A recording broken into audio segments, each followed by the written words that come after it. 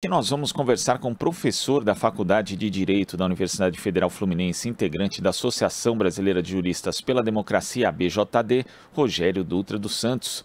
Bom dia, Rogério. Bom dia, Glauco.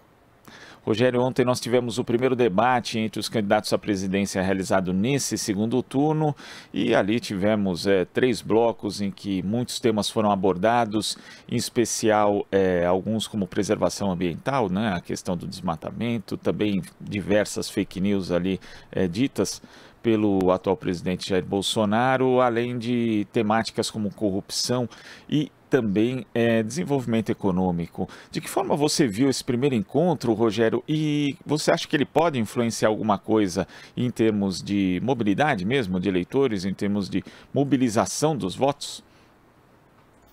Olha, Glauco, esse debate ele se caracterizou por ter uma forma diferenciada. Os contendores puderam falar livremente no primeiro bloco entre si, com um tempo bastante lato, não é? Bastante grande, e nos dois primeiros blocos o Lula ele teve um desempenho bem interessante. No último bloco ele perdeu um pouco a noção do tempo e o Bolsonaro pôde fechar o terceiro bloco falando 7 minutos sem parar, né? Embora tenha falado especificamente para o público mais próximo dele. Então, nesse sentido, eu achei que o debate ele não alterou muito a definição de votos, né? Você tem ali uma consolidação tanto dos eleitores do Lula quanto do Bolsonaro. Ambos têm os eleitores acima de 90% com declaração de que não vão mudar mais o voto. E aí a questão seria a disputa pelos eleitores ainda indecisos ou que eventualmente votaram em branco ou não votaram no primeiro turno. Nesse sentido, eu não vi o debate demonstrar grandes modificações, porque não houve uma vitória acachapante do Lula, embora ele tenha ido de forma bastante mais qualificada, não é? Durante o debate. Inclusive, algumas pesquisas que fizeram monitoramento de eleitores indicaram a clara vitória de Lula, com mais de 50%, contra 30 e poucos por cento do Bolsonaro. Mas eu acho que os debates não mudam voto. O que muda voto é a mobilização dos eleitores nas ruas, conversando com as pessoas, procurando identificar os indecisos, e é esse corpo a corpo que vai fazer diferença no final, Glauco. Eu acho que o debate hoje em dia não tem tanto impacto, assim, além do impacto simbólico que vai ser gerado pelos memes, pelos vídeos curtos que vão aparecer, já estão aparecendo aí nas redes sociais, né? Então, o debate vale mais pelo impacto narrativo que ele opera depois do que propriamente durante o debate em si mesmo. Esse é um fator importante, né? A tal da narrativa que é criada depois do debate, por meio desses vídeos pequenos, de memes mesmo, como você menciona, Rogério, porque o debate em si, ele na prática, ele é assistido por uma minoria, né? Até porque muita gente tem que dormir cedo e acaba num... O debate de ontem ainda foi no horário mais razoável, mas o da Globo, por exemplo, deve ser às 10 horas da noite. Então, vale mais a história que se conta depois do debate do que o debate em si? Sim, Glauco, e a gente sabe hoje que tanto a campanha do Bolsonaro quanto a campanha do Lula elas têm bastante competência nesse processo de produção de narrativa. Obviamente que a campanha do Bolsonaro faz isso exalando fake news, e a campanha do Lula tem optado por uma abordagem mais fidedigna aos fatos, né? Embora você tenha ali o grupo dos Janones que tem também atacado o bolsonarismo com a mesma moeda. Para mim, o que fica, Glauco, em termos políticos, é que a gente hoje está visualizando, não é, uma possível vitória do Lula, né, mas uma vitória que vai implicar ainda um longo debate, uma longa luta em relação aos resquícios do fascismo no Brasil, né? Então, eu acredito que um eventual governo Lula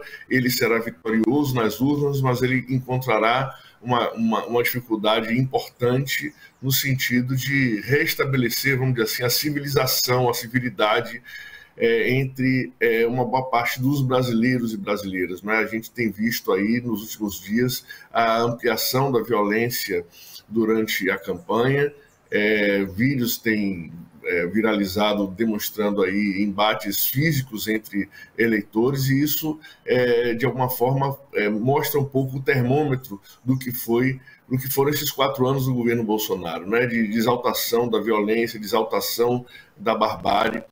E ontem isso também ficou claro no debate, né? Na medida em que o Bolsonaro mais uma vez exalou fake news, tentou intimidar o Lula, inclusive colocando a mão no ombro do Lula, e isso, de alguma forma, reflete um pouco o que nós vamos ainda enfrentar, mesmo com a ausência do Bolsonaro. Mesmo o Bolsonaro não se tornando aí mais elegível, mesmo que ele saia da política pelas questões relativas à corrupção, a roubo e cometimento de crimes durante o seu mandato, isso não elimina o fato de que o bolsonarismo, esse fenômeno social que a gente tem denominado de fascismo com alguma propriedade, ele continue, e a gente vai ter que lidar com isso de alguma forma, né? E ontem no debate ficou muito claro, por exemplo, que a forma fundamental de se lidar com isso é através da educação, né? O Lula foi muito contundente, eu acho que esse foi um dos pontos altos do debate, quando ele falou sobre as universidades, sobre a educação, sobre a necessidade do ensino, sobre a necessidade da ampliação do acesso das pessoas ao ensino público e gratuito, né? Enquanto Bolsonaro respondeu dizendo que ele tinha atuado muito produzindo um gadget de telefone celular para ensinar as pessoas a lerem. Então, realmente é uma diferença gritante, uma diferença brutal entre duas propostas, né? Uma proposta que não é só de civilização, mas é de desenvolvimento social, e outra proposta que né, para inglês ver, não tem nenhuma consistência, e isso ontem no debate, de alguma forma, ficou claro, principalmente nos 2 primeiros blocos. Glauco.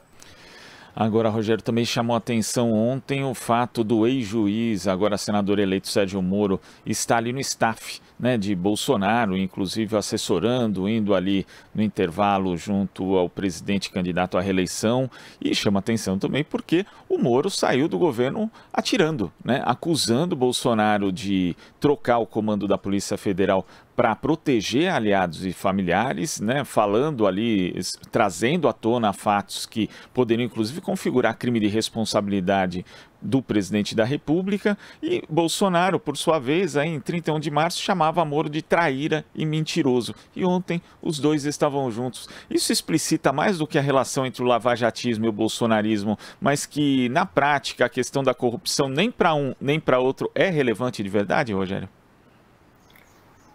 Olha, Glauco, é muito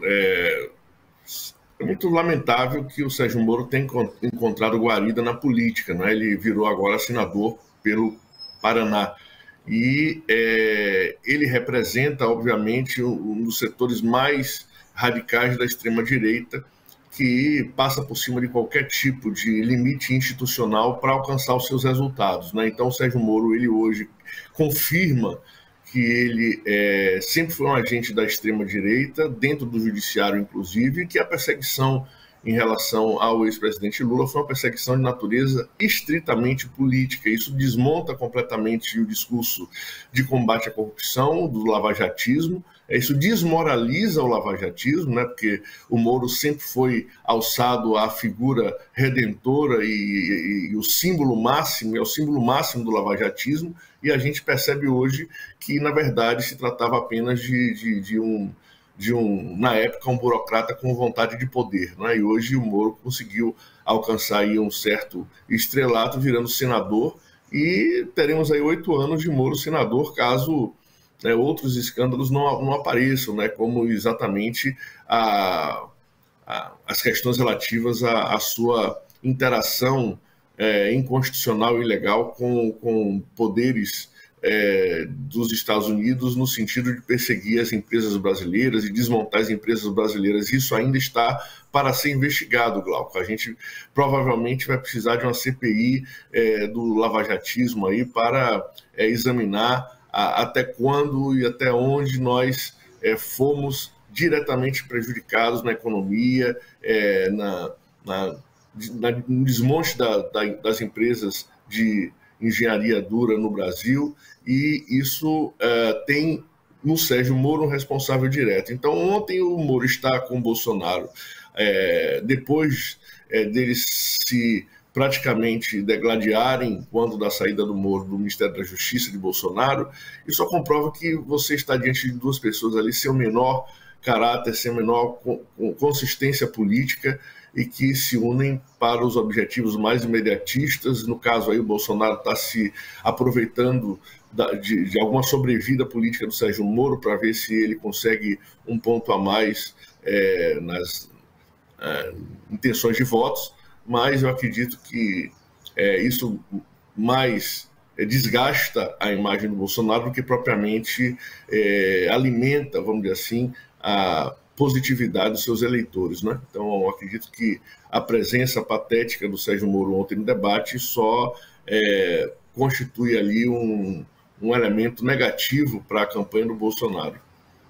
Inclusive, é também uma sinalização, Rogério, porque o presidente Jair Bolsonaro vem falando, ontem tergiversou sobre o assunto, mas ele vem falando a respeito dessa proposta de aumentar o número de ministros no Supremo Tribunal Federal, dizendo que é um Supremo equilibrado, que seja também dele, né? E ele usa essas palavras, né? Como se um poder pudesse ser de outro, no caso, e não houvesse autonomia e independência entre eles, mas ele vem falando disso também, e ali estava não só Sérgio Moro, que ataca o Supremo Tribunal Federal, como Deltan Dallagnol, que também é outra figura que ataca de forma frontal a instituição Supremo Tribunal Federal. Isso também mostra que, na prática, é uma ideia que continua na cabeça de Jair Bolsonaro, essa de tentar dominar o Supremo Tribunal Federal?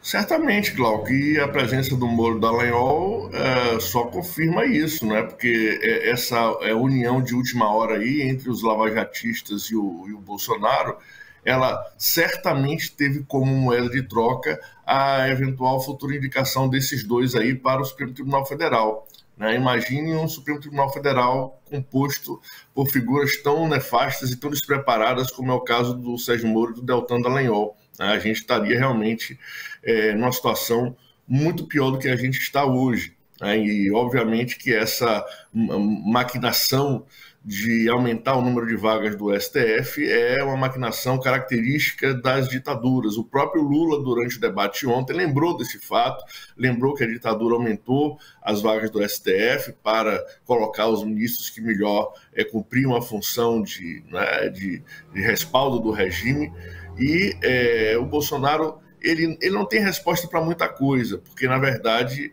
esses projetos de poder dele são projetos que violam frontalmente a ordem institucional brasileira, né? Então, por mais louco que possa parecer, a gente pode piorar muito em termos institucionais com a eventual eleição do Bolsonaro. E a presença ali do Deltan e do Moro como elementos dessa alteração institucional salta aos olhos. Então, eu acredito que está fadada ao fracasso essa tentativa de parecer cordato, né, que o Bolsonaro fez ontem, de dizer que vai respeitar a Constituição. Na verdade, a gente sabe que o projeto dele é um projeto de afronta às normas constitucionais brasileiras. Rogério, queria agradecer a sua participação hoje aqui no nosso Jornal Brasil Atual. Até a próxima. Até, Glauco. Tudo de bom. Conversamos aqui com o professor da Faculdade de Direito da Universidade Federal Fluminense, integrante da Associação Brasileira de Juristas pela Democracia, BJD, Rogério Dutra dos Santos. Você está ouvindo Jornal Brasil Atual. As notícias que os outros não dão.